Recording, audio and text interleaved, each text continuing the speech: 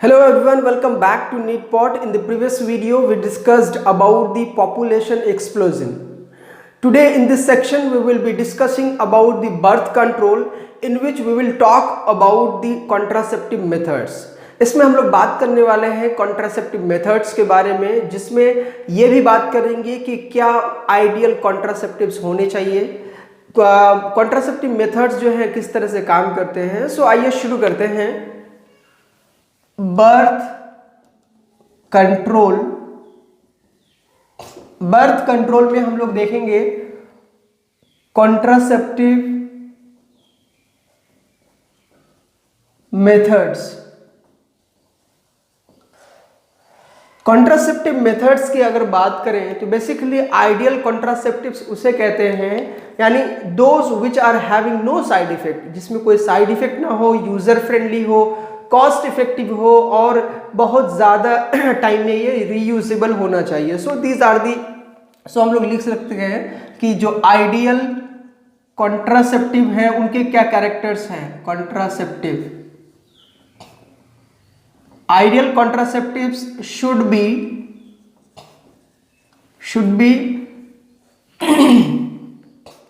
User friendly.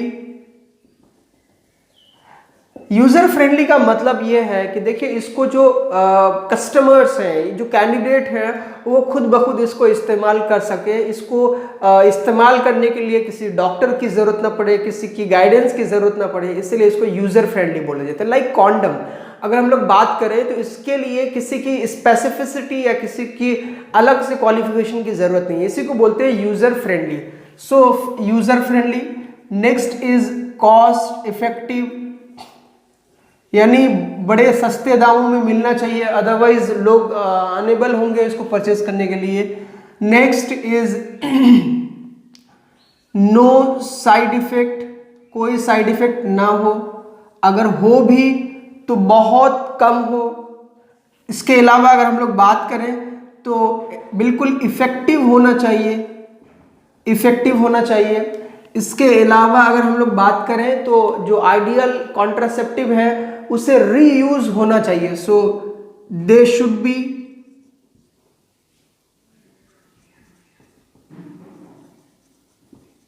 Reusable, यानी उसे दोबारा से यूज किया जा सके, ऐसा होना चाहिए। अब हम लोग बात करते हैं कि कॉन्ट्रासेप्टिव जो होते हैं वो कितने टाइप्स के होते हैं। सो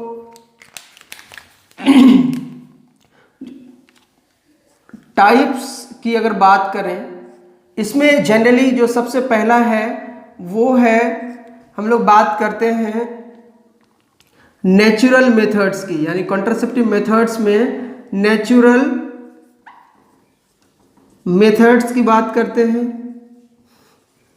इसके अलावा अगर हम लोग बात करें तो इसमें आता है बैरियर मेथड्स। बैरियर मेथड्स कहते हैं जो अवरोध उत्पन्न करे, जो चीज़ ब्लॉक कर सके। इसके अलावा अगर हम लोग बात करें तो आता है केमिकल मेथड, और फिर उसके बाद हम लोग बात करें तो इसमें आता है केमिकल मेथड, उसके बाद सर्जिकल, फिफ्थ है ओरल कॉन्ट्रासेप्टिव्स, ओरल कॉन्ट्रासेप्टिव जिसमें पील्स वगैरह की बात करेंगे। फिर उसके बाद आता है surgical methods. So these are the methods जिससे हम लोग डिटेल में बात करने वाले हैं एग्जाम्पल्स के साथ। सबसे पहले हम लोग बात करते हैं नेचुरल मेथड्स के बारे में। अगर हम लोग नेचुरल मेथड की बात करें तो लेट्स से कि ये नेचुरल मेथड की अगर बात करते हैं तो अगेन नेचुरल मेथड्स आर, जो उन मेथड्स को कहते हैं जिसके लिए किसी डिवाइस या किसी केमिकल्स का इस्तेमाल नहीं होता है, but there are the chances of failure, बहुत ज़्यादा चांसेस होते हैं। सो इसमें नो केमिकल, कोई केमिकल का इस्तेमाल नहीं होता है, एंड नो डिवाइसेस, किसी डिवाइसेस का इस्तेमाल नहीं होता है। लेकिन एक बात जो हमने कही कि जो चांसेस ऑफ फेल्योर होता है वो ज़्यादा होता है, फेल्योर का जो चांसेस होता है वो ज़्यादा होता है। अब इसमें नेचुरल मेथड्स में भी कई टाइप के होते हैं, इसमें बेसिकली 3 टाइप होते हैं। सो द फर्स्ट टाइप जो है अगर हम लोग बात करें तो इसमें हम लोग बात करते हैं सेफ पीरियड की। सेफ पीरियड या इसे बोलते हैं रिदम मेथड। देखिए सेफ पीरियड कहते हैं उस पीरियड को जबकि ओव्यूलेशन नहीं होता है, या यूं कह लें कि ओव्यूलेशन के बाद। बेसिकली अगर हम लोग फीमेल्स में बात करें तो ओव्यूलेशन जो होता है वो ओव्यूलेशन 14th डे पे होता है, 14th डे पे। यानी मेंस्ट्रुअल साइकिल को अगर हम लोग 28 डेज की साइकिल ले किसी फीमेल में, तो जो 14th डे यानी उसका जो हाफ पीरियड होता है, हाफ डेज होता है, यानी 28 दिन में से 14वां दिन जो होता है ये ओव्यूलेशन का टाइम होता है। अब ये एक बात यहाँ पे ध्यान रखने वाली है, वो ये कि जो ये मेंस्ट्रुअल साइकिल का टाइम है वो अलग अलग फीमेल में अलग अलग हो सकता है। किसी में ये साइकिल 28 दिन की हो सकती है, किसी में 29, किसी में 30, इवन कुछ फीमेल्स में ये 40 दिन तक देखा जाता है। यानी 40 दिन की साइकिल है तो अब उसका हाफ आप कर लीजिए, 20th जो डे होगा वो आधा होगा, यानी 20वें दिन में अगर मेंस्ट्रुअल साइकिल या ओव्यूलेशन होता है। ये रीज़न क्या कहता है, वो कुछ फीमेल्स में होती है जिसको इर्रेगुलर साइकिल भी बोलते हैं, लेकिन ऐसा होता है। लेकिन आपको स्टैंडर्ड हम मान के चलते हैं कि 28 दिन की साइकिल है और ओव्यूलेशन जो है वो 14th डे में होता है। दूसरी इंपॉर्टेंट बात यह है कि जो फर्टिलिटी पीरियड है वो up to 48 hours after ovulation, यानी ओव्यूलेशन के बाद 48 घंटे तक जो होता है वो फर्टिलिटी पीरियड होता है, जिसमें जो चांसेस होते हैं फर्टिलाइजेशन का वो ज़्यादा है। कारण यह है कि जो ओवरीज से ओवम है वो एम्प्यूला रीजन में आके रहता है और स्पर्म जो है थ्रू वेजाइनल पाथ यूट्रस से होते हुए फिर फर्टिलाइज के लिए चला जाता है। तो अप टू 48 आवर्स तक ओवम सरवाइव करता है या उस वक्त तक फर्टाइल रहता है। इसके बाद अगर बात करें तो सिमिलरली यानी 14th डे में या इस समय में सो avoid sex during this period, यानी इस समय में आपको सेक्स से अवॉइड करना है नेचुरल मेथड में, ताकि प्रेगनेंसी के चांसेस बहुत कम हो जाए या ना हो। दूसरी इंपॉर्टेंट बात, अगर इसको राउंड फिगर में आप देखें तो जो मेंस्ट्रुएशन का फेज होता है, आपने मेंस्ट्रुअल साइकिल पढ़ा होगा, नहीं पढ़ा है तो एक बार आप जाके देखिए रिप्रोडक्शन वाले चैप्टर में, यानी ह्यूमन रिप्रोडक्शन में जो 11th लेक्चर है हमारा वो मेंस्ट्रुअल साइकिल के बारे में बताया है। सो अगर आप उसमें देखेंगे तो 1 to 5 डेज जो होता है वो मेंस्ट्रुएशन का पीरियड होता है जिसमें ब्लीडिंग होती है। सो उस समय तो चांसेस नहीं है सेक्स का, 1 to 5 डेज, और उसके बाद प्रोलिफरेटिंग फेज आता है और फिर 14वें दिन में जो है वो फर्टिलाइज यानी ओव्यूलेशन होता है। सो 5 दिन पहले और ओव्यूलेशन के बाद, तो ये पीरियड जो होता है हम लोग लिख सकते हैं however sex should be avoided from day 12 to 17। देखिए 12 से 17वें दिन जो है ये इस दौरान जो सेक्स है वो अवॉइड होने चाहिए। ये लगभग कितने दिन है, 5 डेज। अब आप देखिए ये 5 डेज के अलावा जो होता है नेचुरली वो सेफ होता है, लेकिन देखिए ये 100% नहीं है। जैसे मैंने पहले भी कहा है कि चांसेस ऑफ फेल्योर जो है वो बहुत ज़्यादा है। सो ये 5 दिन के अलावा जो पीरियड होता है वो सेफ होता है, लेकिन कई बुक्स में आपको मिलेगा कि किसी में मान लीजिए 1 to 5 डेज जो हम मेंस्ट्रुअल साइकिल में बोलते हैं उसमें भी चांसेस होते हैं 1 to 2%, जो कि बहुत कम होता है। तो मैक्सिमम टाइम में जो फर्टिलाइजेशन होता है वो नहीं होता है। तो सेफ पीरियड इसी को कहते हैं, यानी ओव्यूलेशन के समय में आपको अवॉइड करना है क्वाइटस को। दूसरा जो इसमें टाइप आता है, ये तो फर्स्ट था सेफ पीरियड, और दूसरा है इसमें विथड्रॉल मेथड। विथड्रॉल मेथड या इसको बोलते हैं coitus interrupts.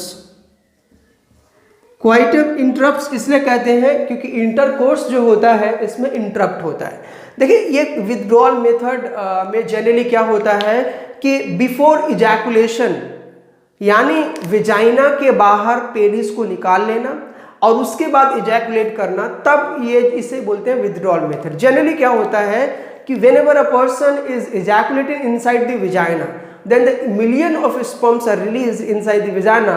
These sperms are going to travel with the cervix and then uterus and then they reach to the ampulla region. ये ampulla region में पहुंचते हैं।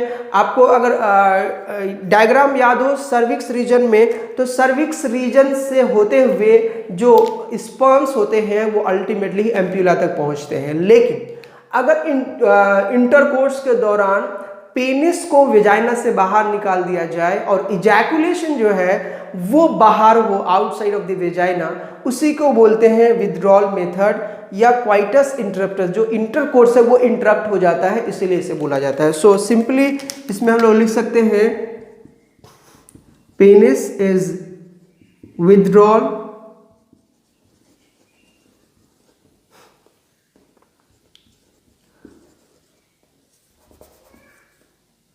and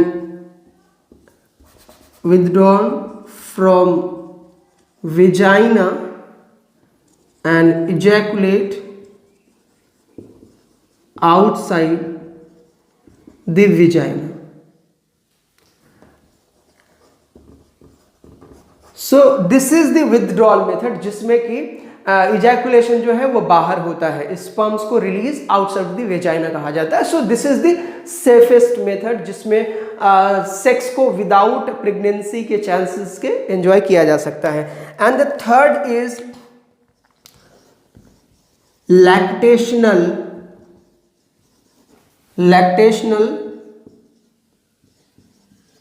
amenorrhoea. लैक्टेशनल एमनोरिया की अगर बात करें तो ये लैक्टेशनल एमनोरिया बोलते हैं जब आफ्टर जस्ट पार्चुरेशन, यानी जब बच्चा पैदा हो जाता है आफ्टर डिलीवरी, तो कुछ समय तक जो ओव्यूलेशन है यानी मेंस्ट्रुएशन है वो नहीं होता है। सो आफ्टर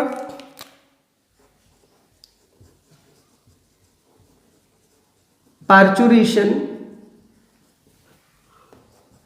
नो मेंस्ट्रुएशन और नो ओव्यूलेशन।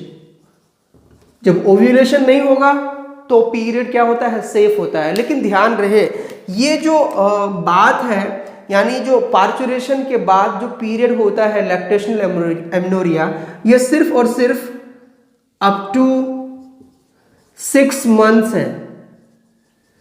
क्योंकि कई दफ़ा ऐसा होता है कि बहुत सारी लेडीज़ को 6 महीने से ज़्यादा भी, 9 महीने तक भी, 8 महीने तक भी क्या होता है, साइकिल नहीं आती है। लेकिन इसका मतलब ये नहीं है कि ओव्यूलेशन नहीं हो सकता है, इस ओवम बन सकता है। इसीलिए ये जो सेफ मंथ कहा गया अप टू 6 मंथ्स ओनली। वरना आपने देखा होगा कि कई दफ़ा जो बच्चे होते हैं वो 1 साल का कोई बच्चा होता है, 1.5 साल के बाद जो है लेडी फिर से प्रेग्नेंट हो जाती है। यानी 6 महीने के बाद भी लेडी प्रेग्नेंट हो सकती है। अपने सोसाइटी में कहीं बहुत लोगों को देखा होगा जिसमें जो बच्चों में अंतराल होता है, डिफरेंसेस होते हैं, वो काफ़ी कम हो जाते हैं 1 साल 1.5 साल के बाद। उनको पता नहीं होता है, वो इस ख्याल में रहते हैं कि अभी तो साइकिल नहीं आ रही है, इसीलिए वो केयर करना भूल जाते हैं। सो बेसिकली लैक्टेशनल एमनोरिया जो होता है it is effective up to 6 months only, सिर्फ 6 महीने तक होता है।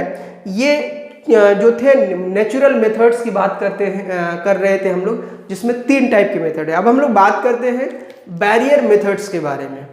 सो फर्स्ट हम लोगों का था नेचुरल मेथड और सेकंड जो है वो है बैरियर मेथड। देखिए बैरियर मेथड्स जो होते हैं ये दोनों के लिए होते हैं, यानी चाहे मेल हो या फीमेल हो, दोनों के लिए। तो इसमें सबसे पहले हम लोग बात करते हैं जो फर्स्ट है वो है कॉन्डम की। तो ये कॉन्डम जो है मेल्स के लिए भी होता है और फीमेल्स के लिए भी, यानी मेल कॉन्डम भी होता है, ये नॉर्मली सब जानते हैं। फीमेल्स कॉन्डम को ऐसे लिख सकते हैं,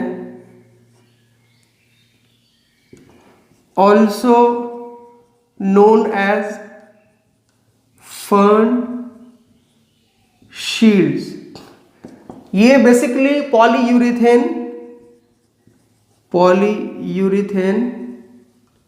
पाउचेस होते हैं जो कि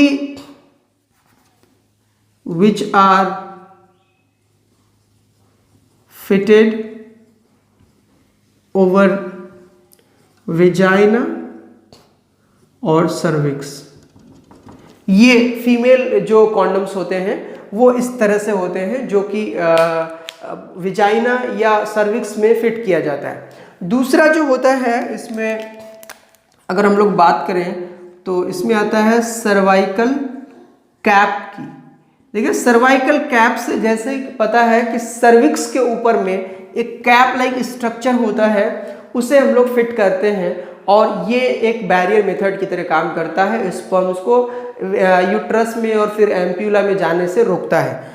जो तीसरा होता है उसे बोलते हैं सर्वाइकल कैप, उसके बाद वॉल्ड कैप। वॉल्ड कैप भी कुछ इसी टाइप से होता है जो कि डोम शेप